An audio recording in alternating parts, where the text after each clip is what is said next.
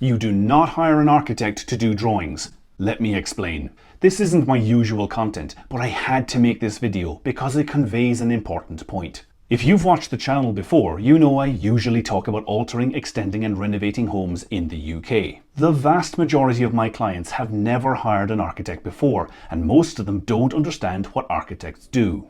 I have to explain to them that you don't hire an architect to do drawings. Now sure, drawings will happen, but that is not what you are paying for. So why am I showing you footage of a bridge? I went to Callander near Loch Lomond at the weekend. My wife thought it would be a good idea to hike up to a waterfall outside the town. I had no idea this bridge was here, but I had my drone, so I started shooting. Honestly, I don't know how my wife puts up with me.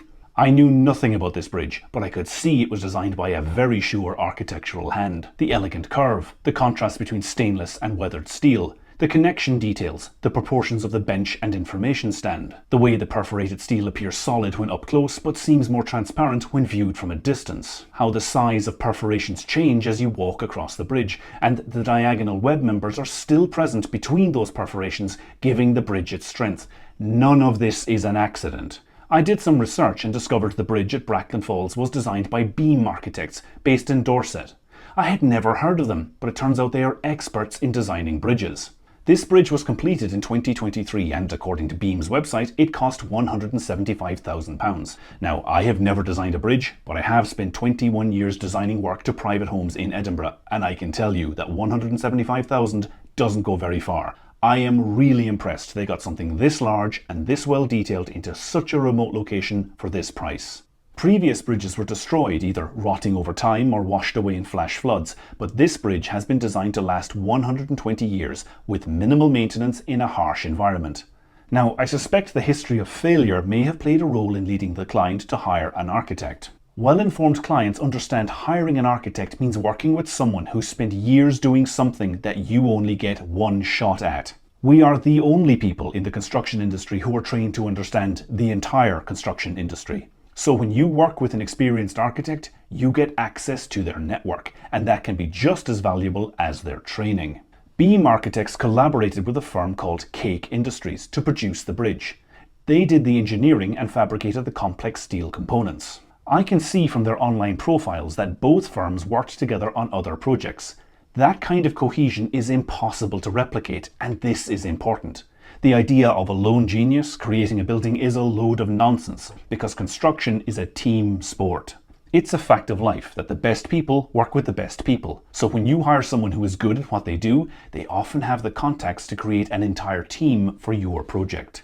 The biggest mistake I see clients make is assuming they need the architect just to produce drawings. The clients have an idea in mind, an architect will draw that idea, and then the idea will get built, right? Wrong.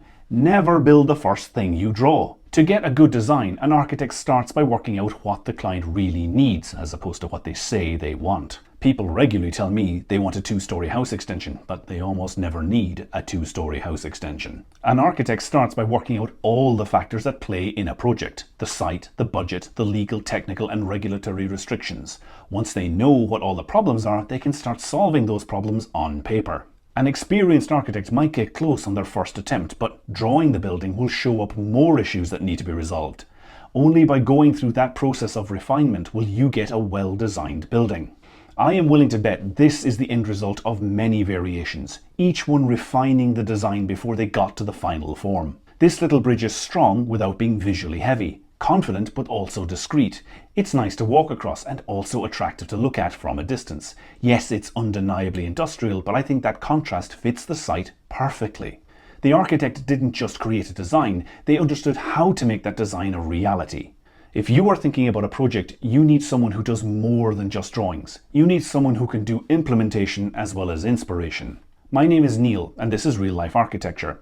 Like I said, this is not my usual video, but if you enjoyed it all the same, give it a like. It really helps the channel. And if you want to see more of my content, check out the playlist up here and please subscribe to keep up to date.